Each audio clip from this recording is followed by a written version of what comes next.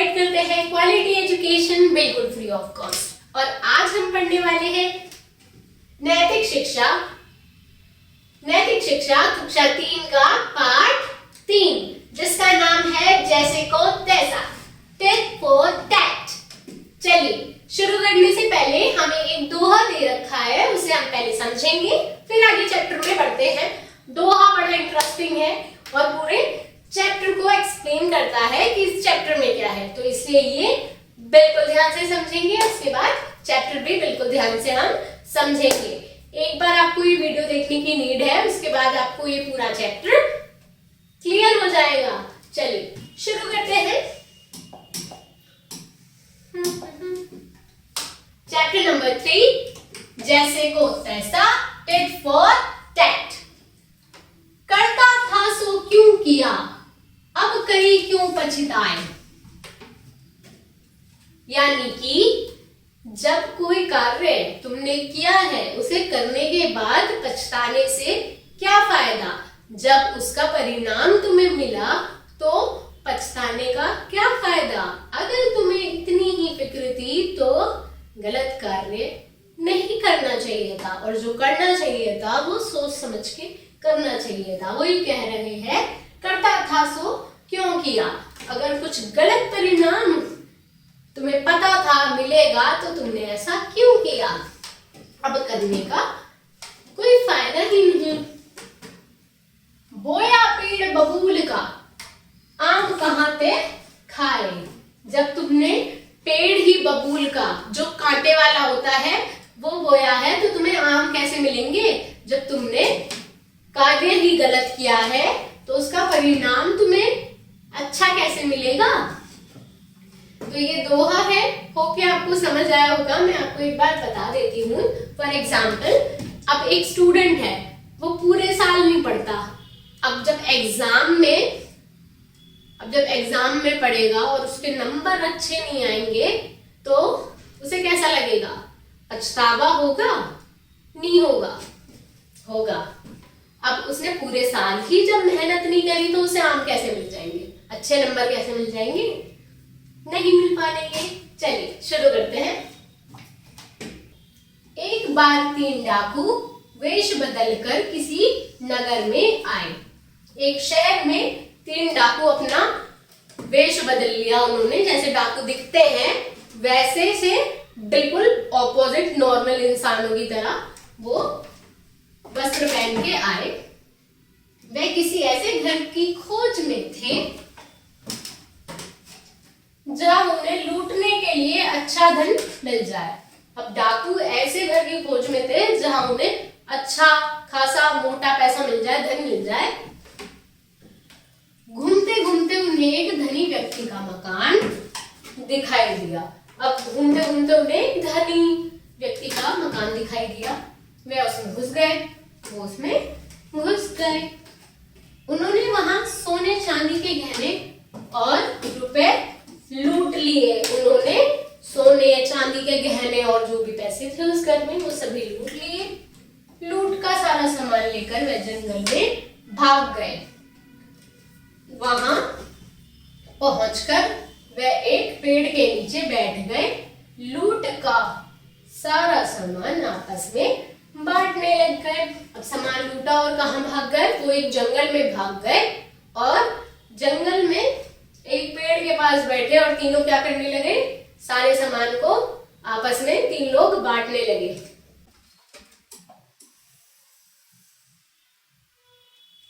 आगे क्या हुआ,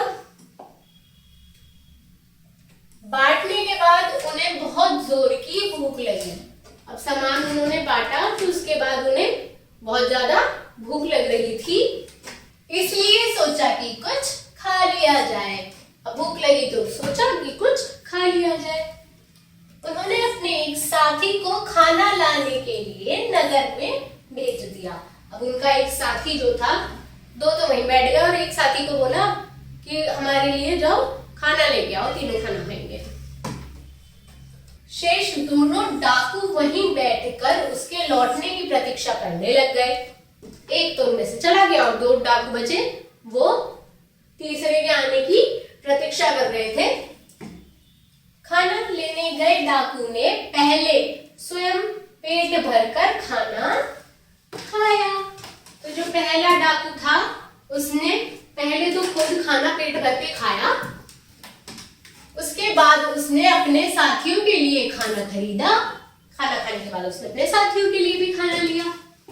खाना लेकर वह जंगल की ओर चलने ही वाला था कि उसके मन में लालच आ गया। अब खाना लेकर वो जंगल की ओर चलने ही वाला था तो उसके मन में क्या आ गया? लालच आ गया। उसने सोचा कि यदि उसके साथी मर जाएं तो सारे गहने और रुपए उसे मिल जाएंगे। उसने सोचा उसके जो साथी हैं वो अगर मर जाएं तो मैं ही बचूंगा और सारा जो धन होगा वो मेरा हो जाएगा, मुझे मिल जाएगा। यह सोचकर उसने खाने में विष मिला दिया और मन ही मन प्रसन्न होता हुआ जंगल की ओर चल दिया। उसने खाने में विष यानी कि जहर मिला दिया और खुश होते हुए मन ही मन, क्योंकि ये बात उसे ही पता थी, तो वो खुश होते हुए मन ही मन जंगल की ओर चल दिया। उसे पूरा विश्वास हो गया कि अब लूट का सारा धन उसे ही मिलेगा। अब वो तो यही मान के चल रहा था कि अब तो जितना भी धन है वो सारा मुझे ही मिलेगा। इधर जंगल में उसके दोनों साथी काफी देर से खाली बैठे उसकी प्रतीक्षा कर रहे थे। अचानक उनमें से एक के मन में आया कि यदि वे अपने तीसरे साथी को मार दे तो यह सारा धन केवल हम दोनों में बट जाएगा। अब जो दो बैठे थे वो तो खाली बैठे हुए थे, तो उनमें से एक के मन में आया कि यदि हम जो हमारा साथी आ रहा है उसे अगर हम मार देंगे तो जिसके 3 हिस्से होने थे वो 2 ही हिस्से होंगे और हम दोनों में बांट लेंगे हम लोग। उसने यह बात अपने दूसरे साथी को बताई। उसने दूसरे वाले को ये सारी बातें बताई। दोनों की नीयत खराब हो गई और उन्होंने अपने तीसरे साथी को मारने का निश्चय कर लिया। अब उसके बाद दोनों की क्या हो गई? ऐसी बातें सोचकर उन दोनों की नीयत तो खराब हो गई इस धन को देख के, और उन्होंने क्या निर्णय लिया कि चलो अब हम इस तीसरे वाले साथी को जो है हमारा मार देंगे। जैसे ही तीसरा डाकू खाना लेकर अपने साथियों के निकट पहुंचा, जैसे ही उनके पास वो पहुंचा, उन्होंने उसके पेट में कटार घोंपकर उसकी हत्या कर दी। जैसे ही वो तीसरा डाकू उनके पास पहुंचा तो जो 2 लोग थे उन्होंने क्या करा? कटार यानी कि चाकू टाइप का ऑब्जेक्ट उसके पेट में घोंप दिया। जैसे कि हमने अभी प्रीवियस पेज में देखा था आपने, ये कटार। उन्होंने अपने तीसरे साथी को मार दिया दोनों ने मिलकर। उसके बाद क्या हुआ?